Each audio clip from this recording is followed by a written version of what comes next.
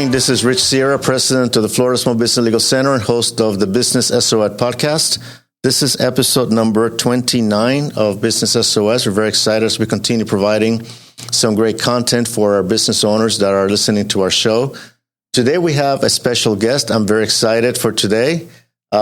We have Kate Delaney here with us. And before I introduce her, I wanted to give you just a little information about her.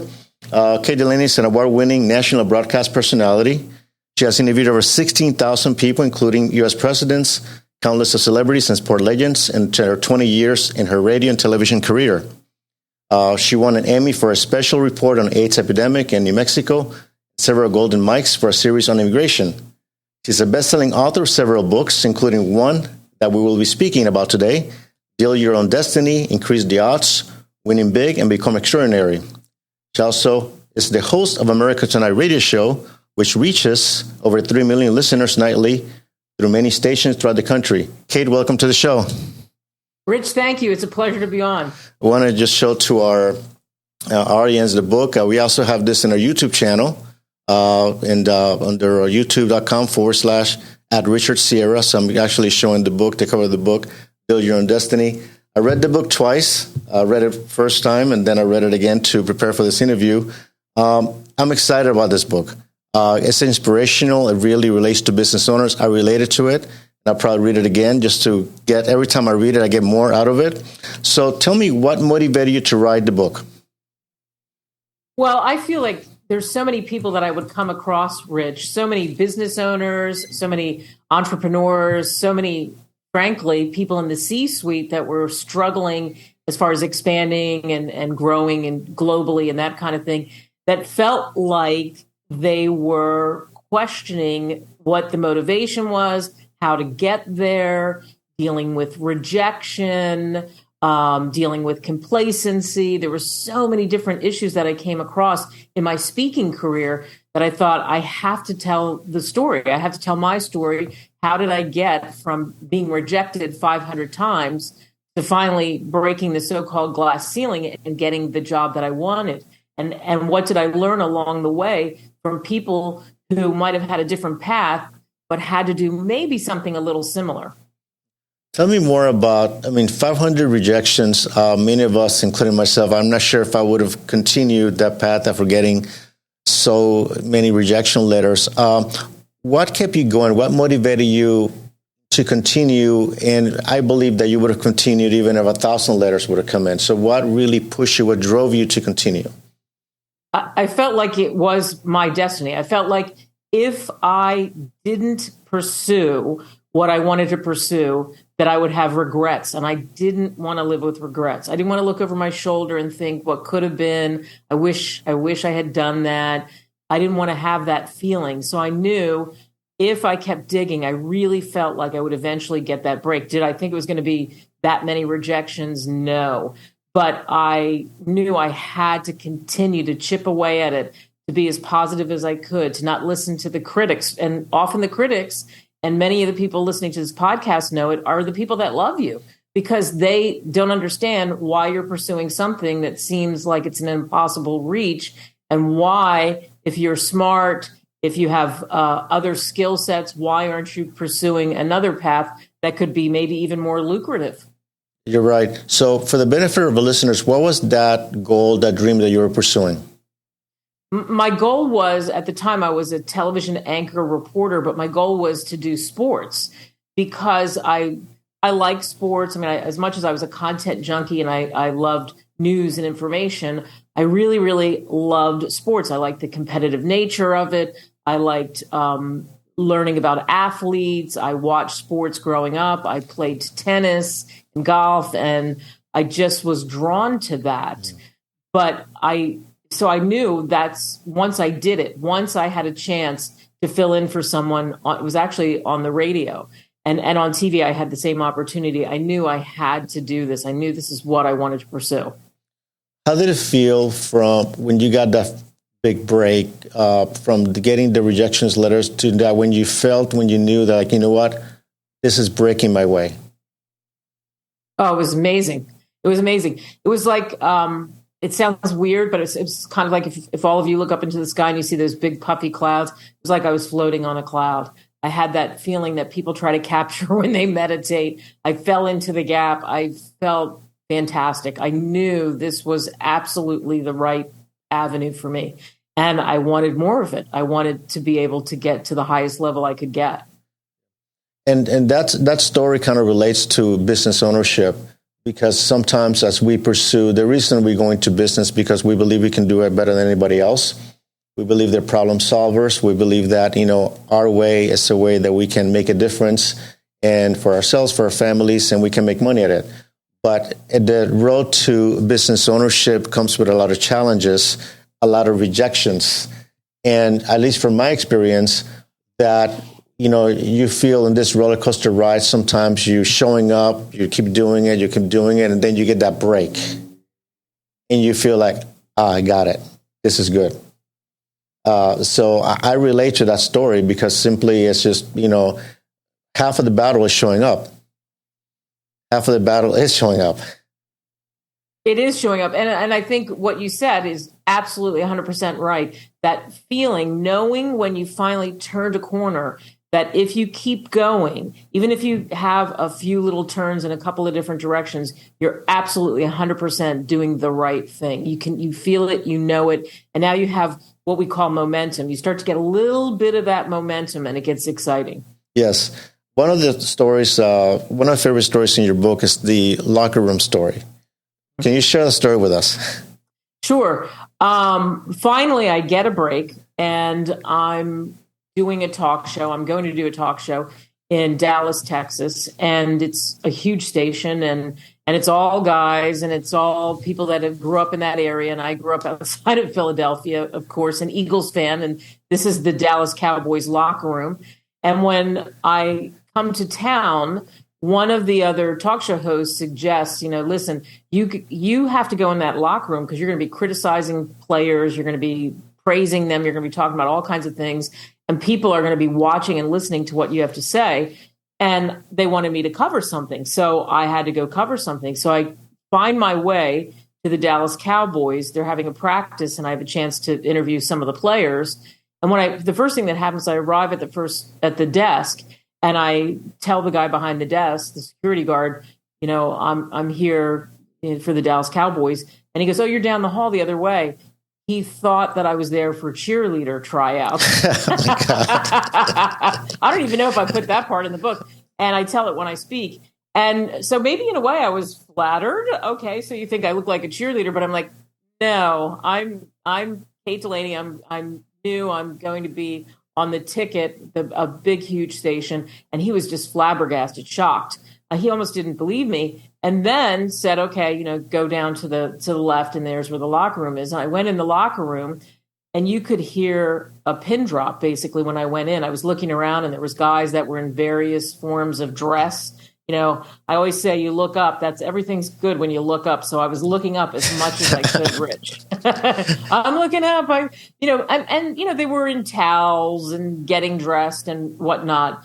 And I was nervous. I had a skirt on, I was dressed up, and I never get nervous, and my hands were getting sweaty. I could feel it. So I had a microphone in my hand, and I started to rub my hands to get the sweat off, the perspiration off my hands, and I dropped the microphone. A big mistake. And it just bounced on the ground. And when I dropped the microphone, I could hear this click, click, click, like cowboy boots. And sure enough, one of the players, and it was Jay Novacek at the time, he says, "Darling, don't pick it up. Don't pick it up. For God's sake, don't pick it up." He bends over, picks up the mic, hands it to me, and says, "We sure are glad you're here." That's a great story. Thanks for sharing it with us. But it's also a story about comfort zone. That in order for us to do something, especially going to that next level that we want to pursue, we have to be willing to get out of our comfort zone. And this is an example of how you went in there as a female reporter to a professional male locker room. And yeah, you were nervous clearly, but you were completely out of your comfort zone. But I believe that you knew that for your career, you had to do it. I did. I knew that I would have to know players. I would have to be able to approach them. I'd have to be able to have connections. And I couldn't just hide behind a microphone somewhere because I wouldn't get ratings. I wouldn't get known. I wouldn't do the things that you need to do to get those contacts and to break stories and to be able to be the trendsetter and to hit the kind of goals that I wanted to set. I absolutely had to stretch myself. And you're right. I mean, that word is great. Discomfort. I dance in a discomfort zone in my life, and I had to do it then, or otherwise I wasn't going to succeed. It's also about credibility. That I believe that you knew at the time that in order for me to be respected or be credible in this field, this male-dominated field of sportscasting, you had to do it. I mean, it's having the credibility. Yeah, absolutely. And it totally relates to the business owner. You have to have that credibility. If you're gaining that expertise and you have a certain level of expertise, and you should always be working on gaining more knowledge and working on your skills. And I had to do that. I had to have the credibility and I had to grow. And the only way you do that is to be able to be uncomfortable. Yeah. One of the things you talk about in your book is about the importance of believing in yourself. Tell me more about that. Well, it's like I mentioned at the top. What often happens is it's not the necessarily people that are sniping at you that could be competitors or people who don't know you well. A lot of times it's the people close to you that are trying to dissuade you from the direction you want to go in. So you really have to dig deep and believe in yourself. That word belief is so important. Believe that you can get there. Figure out what it is that you need to do to mentally build up your mind, physically be ready, to be ready in all aspects of your life as you come up against these obstacles, these walls, these people trying to dissuade you, or things that go haywire, because business can go in lots of different directions. It does. You're swimming along, and then all of a sudden you fall off a cliff. Well, how do you come back to that? You have to believe.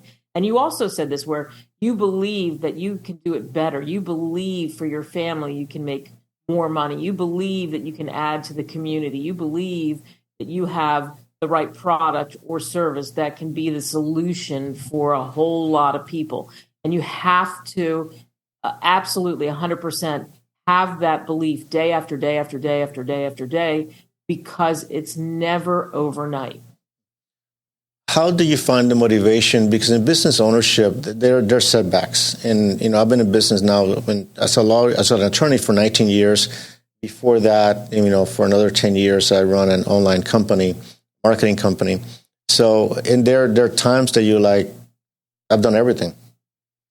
And so how do you find the motivation to get up the next morning and continue when everything seems to go wrong? Well, it's that saying, like, do you take action, or is it that fear that holds you back? How do you get through that fear? How do you figure out a way to motivate yourself when you have those setbacks? And what I do is, one, I have a mastermind of people that I go to. So if there's something that happens to me, I have various people in a business capacity that I would immediately call. Hey, here's what's happening. What do you got for me? What can we do? What do you think? And I bounce ideas off people that I trust, that know me personally and professionally.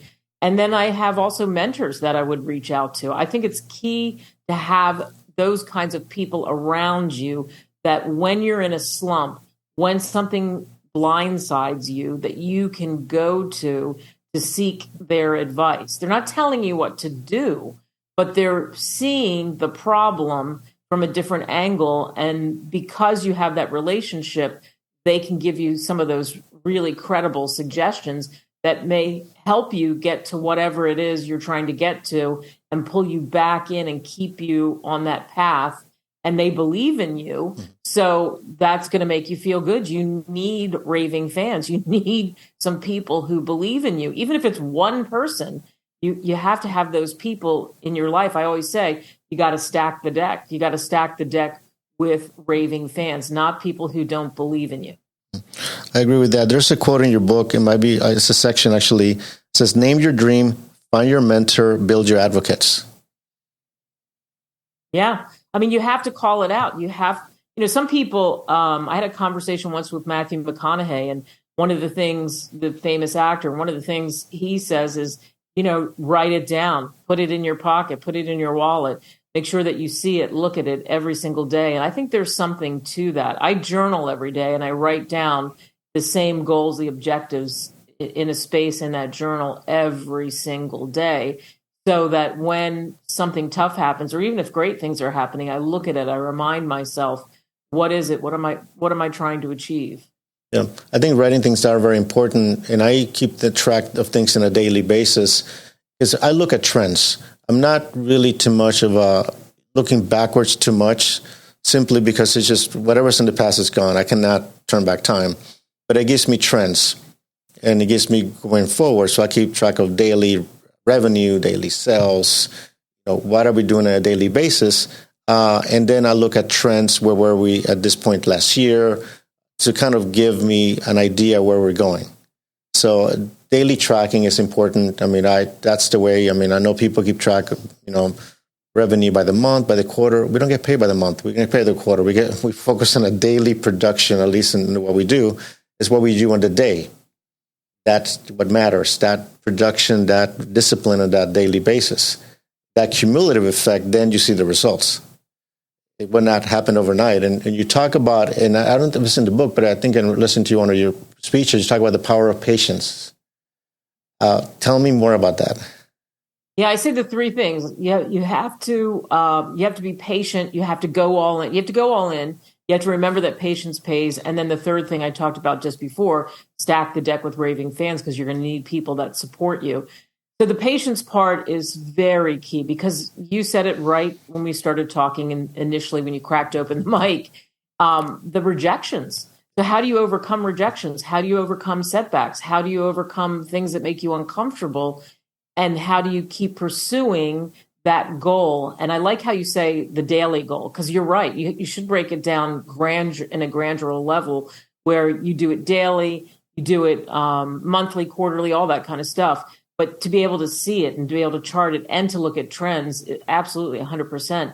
And patience, in order for it to pay, you've got to be able to look and see that. You've got to be able to know that it's not going to happen overnight. It's very unusual when it does. And sometimes when it does happen, then it reels backwards. And because you're not a patient person and you haven't learned that in business, it becomes more difficult. Because I think it's a key aspect to getting the success that you want in life, period, in all areas. And you know this from, I'm sure you've talked about this on your podcast, Jiu-Jitsu. You didn't start off at the level that you ended up at.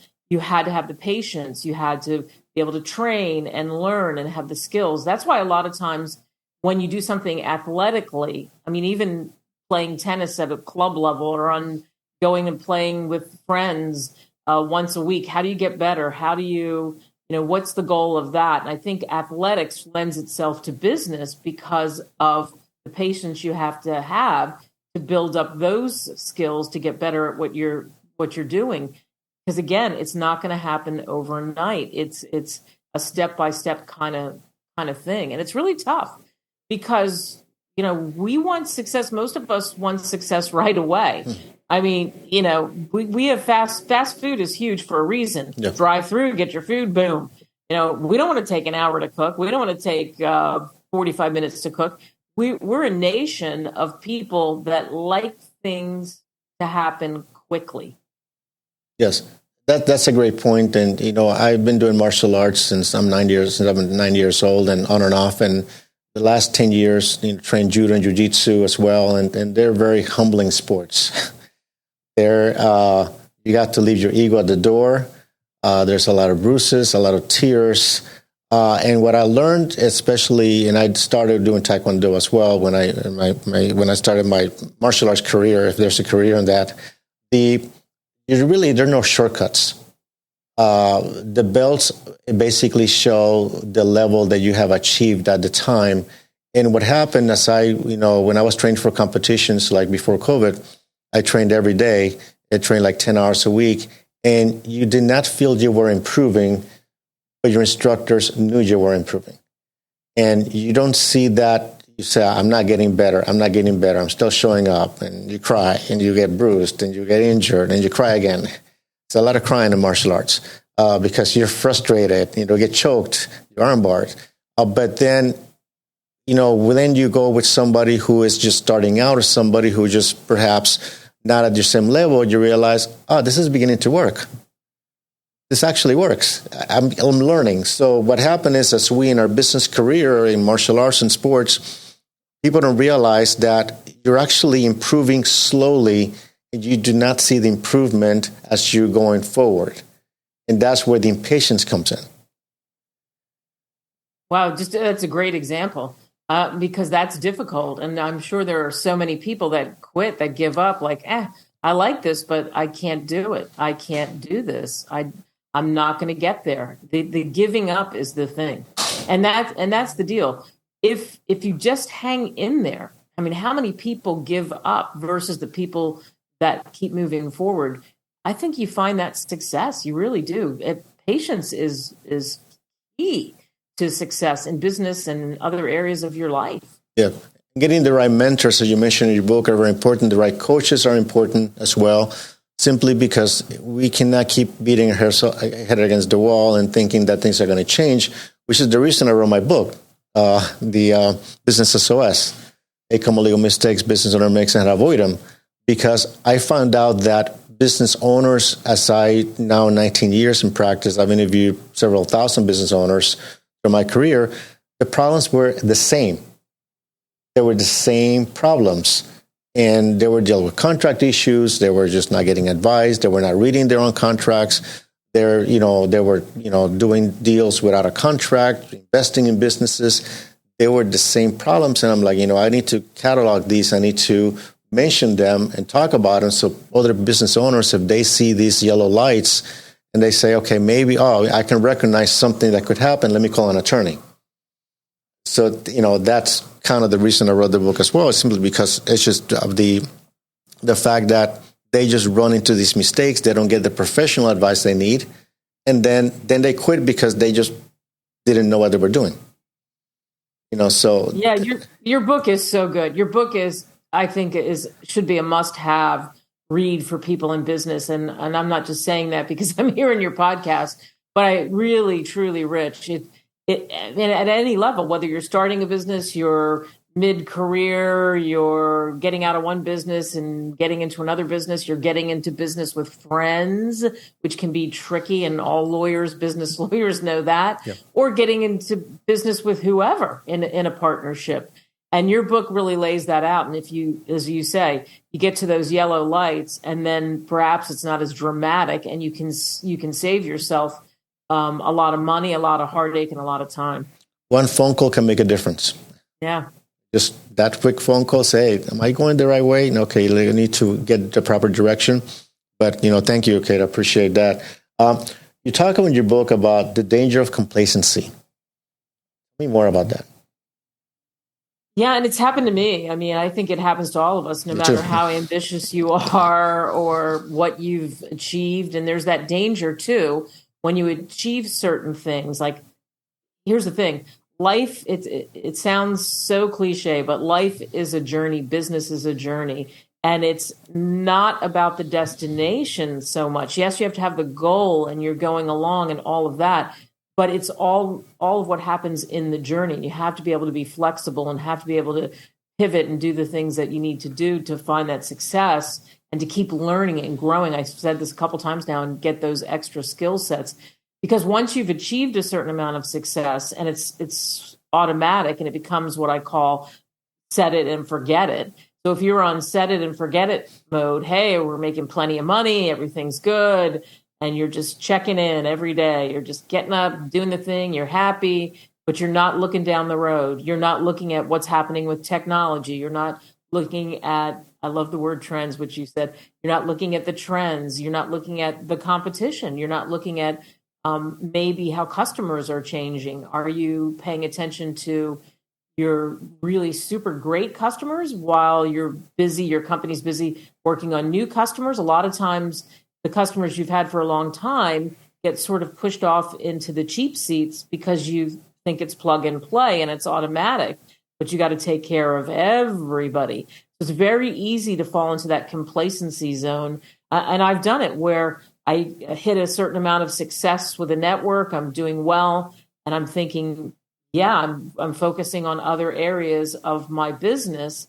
And I'm neglecting the area that's doing super well because I feel like, well, we hit it. We're there. No worries. And we'll work on it. But it's not, I don't have to do this every day. I don't have to do this every week.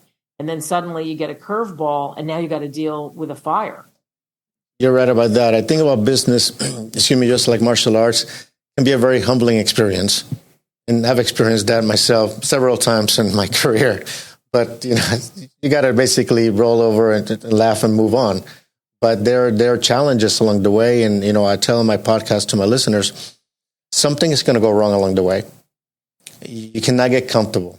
And every time when we get comfortable, something happens along the way. You're like, oh, my God, what am I going to do now?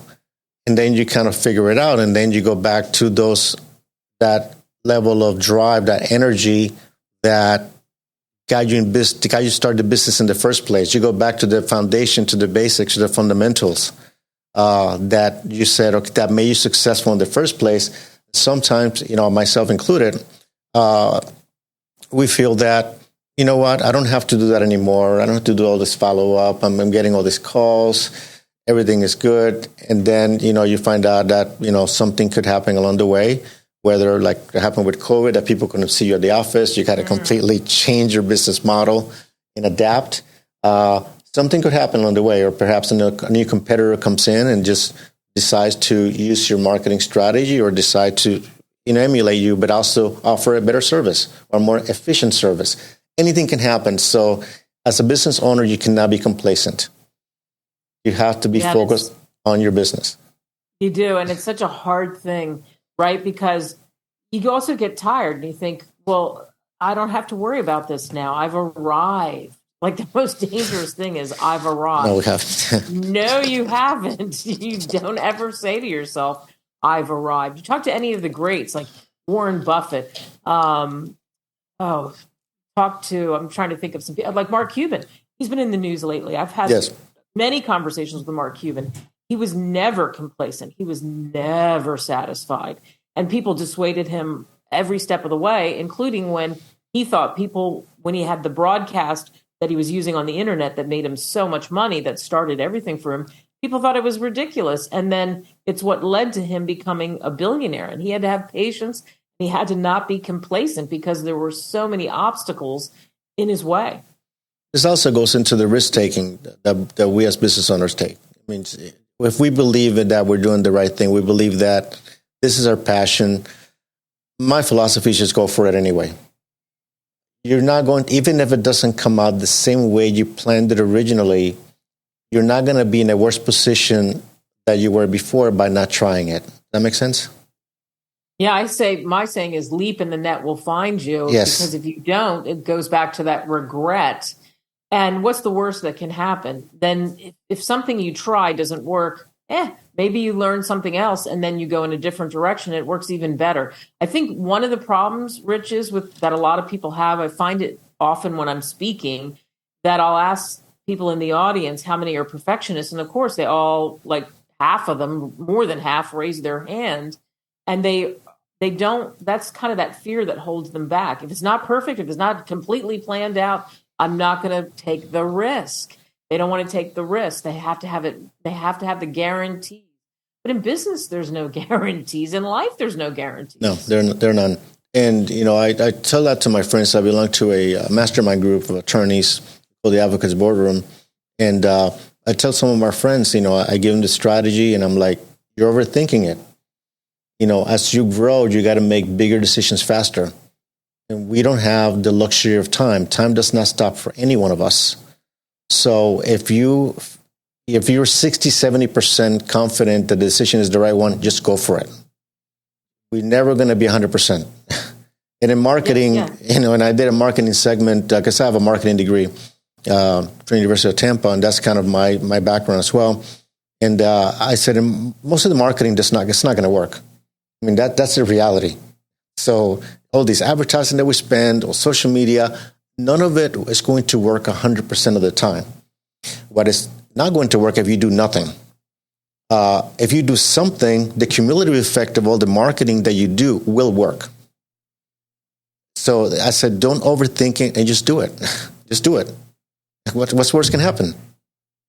Right. And I love that word too. I use that a lot, overthinking, because that's where you get caught. That's where you get stuck. That's where you stay and you don't make the move because you're constantly going over it. And you talk yourself out of it. A lot of times that's what happens. And then by the time you've talked yourself out of it, somebody else has come along and they're first to market with the idea that you thought you had that nobody else was thinking about. Remember a story that, I went to military school in Puerto Rico, and then I went to ROTC, and we were at a camp, and it was a leadership camp that we were in charge in telling people what to do, and there were some certain decisions. And at one point, I was directing my team, and I was just kind of like not sure what I was going to do. And the captain says, "Sarah, make a decision." He yelled at me, "Make a decision, just make it."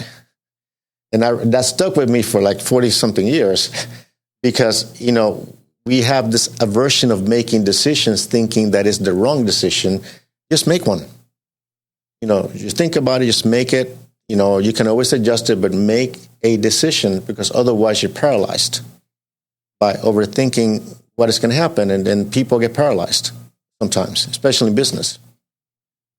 Oh, yeah. I think a lot of times, if you took a survey and people were being honest, they would tell you that. I know that there are certain moments in all kinds of businesses that there's that, that fear or flight kind of thing that also kicks in. And that's partly what we're talking about, where you're like, no, I'm done. I'm getting away from this. I'm not going to go in that direction. I'm not going to take that risk. And they walk away from maybe what could be an amazing opportunity. I had a conversation with Richard Branson about that, and he is the ultimate risk taker. He's like, yes, life is not exciting if you're not taking risks, Kate. And so that stuck with me because how many times you're going to be successful if you fail and fail and fail again, ultimately you'll have that success that you probably never could have dreamed of. But also you learn from failures. Sometimes you're going to make adjustments. Sometimes you say maybe it wasn't the right opportunity. But, failure is part of a learning process to become successful. Otherwise, absolutely. I tell them in my podcast to my listeners, you're not going to become an expert at anything the first time you try it. It's just not going to happen. We're not born with those skills, innate skills. You will learn along the way. You will make a lot of mistakes along the way. And that's what I learned in martial arts because it's basically learning through mistakes and improving and fine-tuning. It's all about fundamentals and just fine-tuning those fundamentals until you become an expert at them. But that takes years of practice, a lot of frustration along the way, a lot of discipline that goes along with the martial arts, but also in sports and in business. If you don't have discipline, you're not going to be successful in business as well.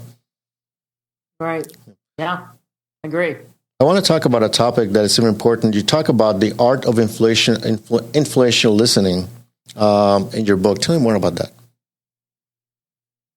Well, here's what happens. I think our brains are moving so fast that you have all these ideas, or you're talking to someone, you're talking to a customer, you're talking to whoever you're talking to. It could be your son or daughter. It could be, at any level in your life.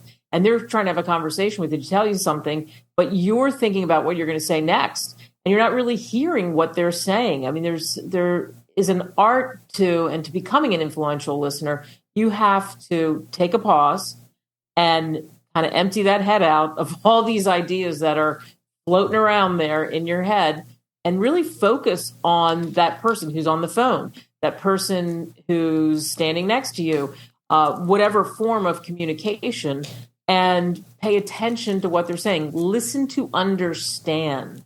I mean, how often do you walk away? This is when you know you have a problem. How often do you walk away from a conversation that could be just a little quick conversation where someone says, hey, this is important. Do you know X, Y, Z? And you walk away and you can't remember the details. So then you have to call them back up again or say, wait, what did you say?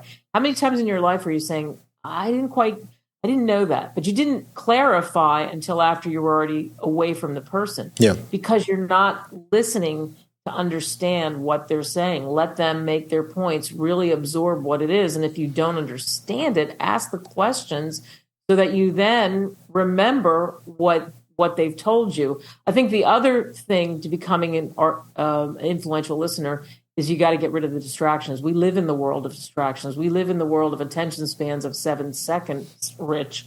Yeah. So, your phone's ringing. We're doing this podcast, and I shut off my phone. I shut down everything I could because I know there's people that'll be trying to get a hold of me, and I'm not going to be distracted by that. And a lot of times people, you'll see them, they'll look off to the side. They're looking at their phone. You're at lunch, looking. Well, you don't have time for lunch. You don't have time to have a conversation if you're so involved of why your phone is blowing up, right? And here's the other thing. If something important happens and somebody gets a hold of you, I think in business, the number one thing you have to do is be responsive. But if you're responsive to someone and you say, hey, listen, I'm in a client meeting. I'll get back to you this afternoon at 3:00, promise, or whatever. People are good with that.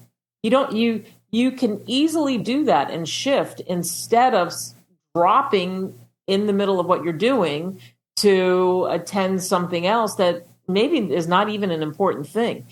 It's so important to limit those distractions. Put the phone in the desk and for an hour, focus on your emails. Whatever it takes to do that, then go back to the calls. Nobody is going to crucify you for not getting back to them within the hour or within a couple hours, as long as you reach out to them at some point, even if you're being hammered by other things, as long as you're responsive. Okay, that's a very good point. I think that we're challenged now with the technology that we have, that we are supposed to be on 24/7 because people have access to our phones and emails, and we have our emails and our phones. And I've come to the realization that there's just not enough time in a day to handle all the communication that we receive. So I changed my focus on priorities. It's just impossible to respond to 100 emails a day. It's impossible to meet everybody you want to meet and get all the phone calls. So how do we challenge that, and how do we address that without losing our minds is the challenge. Because it can continually, if you're basically on 24/7, and when you get up in the morning, you check your emails. Before you go to bed, you check your emails as well. You're answering emails to 10 or 11 o'clock at night. That's your life. So I make it a rule. I don't take work home. When I leave the office, I'm done. I just leave the office and I'll start the next day, and tomorrow's another day. But there has to be some clear boundaries about when you work and when you're off work, because your mind needs a break. And it comes down to the top in your book, the time to focus and reset. You talk about that and how important that is. I mean, you said it beautifully. It's so true. How are you going to have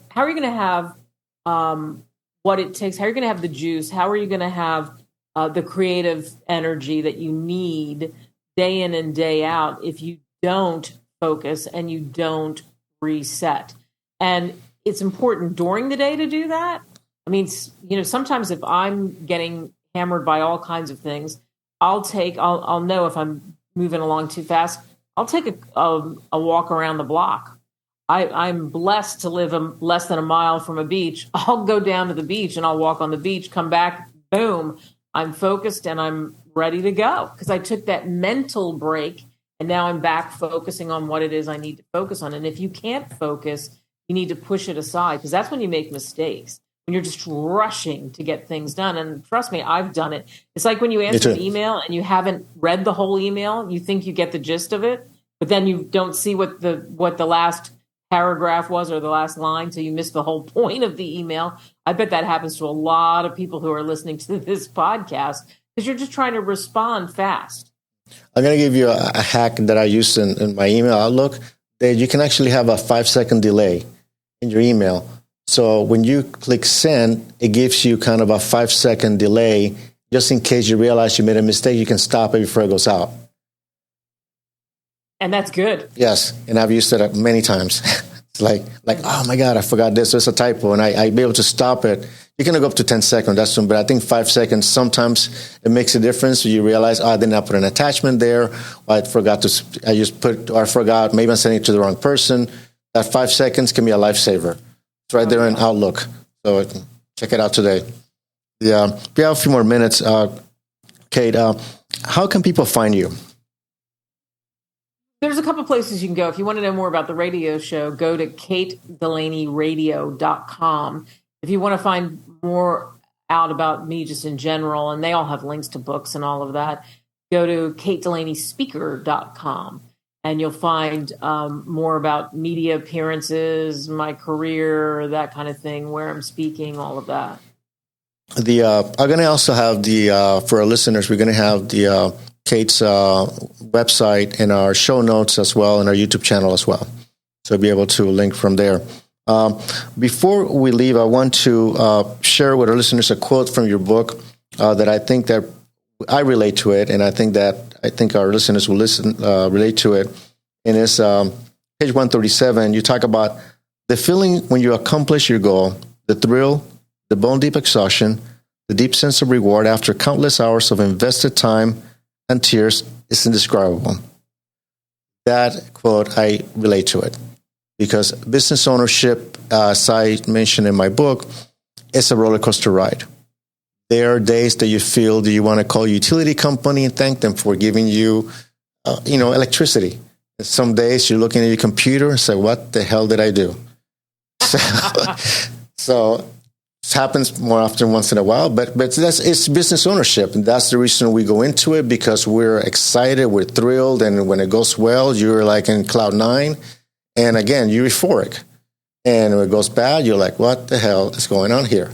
But that quote kind of encapsulates that. That is an indescribable feeling of you're exhausted. It's really difficult to describe unless you're in it. Yeah, and it's what I call being in the gap. It's what people who meditate say when they feel that feeling, that they feel like, wow, they're almost invincible. It's a weird sensation. It's a great sensation. It's one you all want to experience when you have worked it and you've been discouraged and you've had to have the patience, and then it pays off for you. That feeling is just amazing. I want to show our listeners the book. Again, it's Deal Your Own Destiny. Increase Your Odds, Big Win, and Become Extraordinary. It's available in Amazon, Barnes & Noble, and wherever your local library. You can ask for it as well. You have Kate's website, katedelaneyradio.com and katedelaneySpeaker.com. Kate, thank you very much for being with us this morning. I'm very excited. This is a must-read for the business owners. I think it is will give them a perspective how they personally can make some shifts to really have a better quality of life, but also some business tips here that are really, really important for them to have and they'll enjoy, and really dealing their own destiny, not relying on anybody else. We have the cards that are dealt with, and we just work with those cards and make them happen for us. But thank you again for joining us this morning. I'm very excited, and our audience will thank you. And this is a must-read. I'll ask them for them to buy your book. Rich, thank you so much. It was my honor to come on with you. I really enjoyed it. Thank you.